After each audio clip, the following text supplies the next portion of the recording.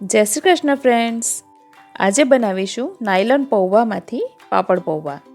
આ ચેવડાની ખાસિયત એ છે કે આપણે એને ખૂબ જ ઓછા તેલમાં બનાવીશું અને છતાં પણ એ ખૂબ જ ટેસ્ટી બનશે અને એકવાર બનાવીને લાંબા સમય સુધી તમે એને સ્ટોર કરી શકશો। તો ચાલો જોઈએ રેસીપી। પણ તમે જો મારી ચેનલ ફૂડ વિથ ફાલ્ગુનીને હજી સુધી સબસ્ક્રાઈબ ન કરી હોય તો સબસ્ક્રાઈબ કરી દેજો અને પાસે આવેલો બેલ દબાવીને ઓલ પર ક્લિક કરી દેજો, એટલે મારા બધા વિડીયોના નોટિફિકેશન તમને સમયસર મળતા રહે। તો અહીં મેં લીધા છે 200 ગ્રામ નાયલોન પૌવા, જે સૌથી પાતળા પૌવા આવે છે એને નાયલોન પૌવા કહેવાય છે। તો સૌથી પહેલાં તો આપણે પૌવાને શેકી લઈશું। જો તમે નવું પેકેટ ખોલો છો અને પૌવા કડક હોય છતાં પણ પૌવાને શેકી લેવાના, જેથી કરીને એમાંનું મોઇશ્ચર ઉડી જાય અને પૌવા એકદમ ક્રિસ્પી થઈ જાય। અને ધીમી આંચ પર શેકવાના એટલે બળી ન જાય। તો પૌવાને હાથથી દબાવવાના, એટલે જો એ તૂટી જાય તો સમજવાનું કે પૌવા શેકાઈ ગયા છે, અથવા તો મોંમાં નાખીને જોઈ લેવાનું અને કડક લાગે તો સમજી જવાનું કે પૌવા હવે શેકાઈ ગયા છે। તો 5 થી 7 મિનિટમાં પૌવા ક્રિસ્પી થઈ જશે, એટલે આપણે એને એક બીજા વાસણમાં ઠંડા થવા માટે મૂકી દઈશું। હવે અહીં મેં 1/2 કપ શિંગદાણા લીધા છે અને એને પણ આપણે શેકી લઈશું। અને આ ચેવડો આપણે ખૂબ જ ઓછા તેલમાં બનાવવાના છે, તો આપણે શિંગદાણા શેકવા માટે પણ તેલ લઈશું નહીં અને કોરા જ શેકી લઈશું। શિંગદાણા શેકાય એટલે આપણે એને પણ એક વાસણમાં કાઢી લઈશું। અને હવે અહીં મેં 1/2 કપ દાળિયા લીધા છે અને એને પણ આપણે હલકા શેકી લઈશું। દાળિયા તમને કોઈપણ કિરાણાની શોપમાં અથવા તો જ્યાં શીંગચણા મળતા હોય ત્યાં મળી રહેશે અને દાળિયાને શેકાતા વધારે વાર નહીં લાગે, 1-2 મિનિટમાં જે શેકાઈ જશે। એટલે દાળિયા શેકાય એટલે એને પણ આપણે એક વાસણમાં કાઢી લઈશું। બસ આટલું થઈ જાય એટલે આપણે એક પેનમાં લઈ લઈશું 2 મોટી ચમચી ભરીને તેલ, અને તેલ થોડું ગરમ થાય એટલે અહીં મેં થોડા મોળા મરચાં લીધા છે અને એને ઝીણા કાપી લીધા છે અને એને ઓછા ગરમ તેલમાં ધીમી આંચ પર ક્રિસ્પી થવા દઈશું। અહીં તમે મોળા મરચાંને બદલે તીખા મરચાં પણ લઈ શકો છો। મરચાં તળતી વખતે તેલ વધારે ગરમ નહીં હોવું જોઈએ અને આ પ્રોસેસ ધીમી આંચ પર કરવાની, જેથી કરીને મરચાં બળી ન જાય। તો મરચાં ક્રિસ્પી થઈ ગયા છે, તો હવે આપણે એમાં શેકેલા શિંગદાણા અને શેકેલા દાળિયા ઉમેરી દઈશું અને ગેસની ફ્લેમને હાલ પૂરતી બંધ કરી દઈશું અને થોડું મિક્સ કરીને હવે આપણે એમાં ઉમેરીશું અધકચરી વાટેલી વરિયાળી।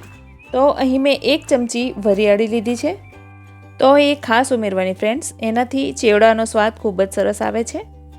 સાથે ઉમેરી છે 5 ચમચી હિંગ, થોડા મીઠા લીમડાના પાન લીધા છે અને એ ઉમેરીશું। અહીં મેં લીમડાના પાન સૂકા લીધા છે એટલે અત્યારે ઉમેર્યા છે। જો તમે તાજા પાન લેવાના હો તો મરચાં સાથે એને પણ તેલમાં ક્રિસ્પી કરી લેવાના। અડધી ચમચી હળદર અને 5 ચમચી તીખું લાલ મરચું ઉમેરીશું। 1 ચમચી ઉમેરીશું કાશ્મીરી લાલ મરચું, 5 ચમચી ઉમેરીશું મીઠું અને 5 ચમચી ઉમેરીશું સંચળ।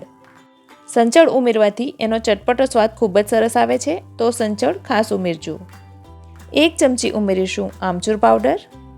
આમચૂર પાવડરના બદલે તમે ચાટ મસાલો પણ ઉમેરી શકો છો, પણ જો ચાટ મસાલો ઉમેરવાના હો તો મીઠું થોડું ઓછું ઉમેરવાનું। હવે ગેસને ફરીથી ઓન કરીને બધા મસાલાને આપણે થોડા ગરમ કરી લઈશું।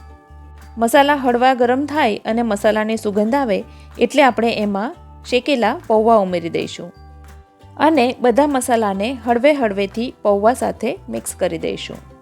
તો તમે જોઈ શકો છો બધું બરાબર મિક્સ થઈ ગયું છે અને ચેવડો એકદમ ચટાકેદાર દેખાઈ રહ્યો છે।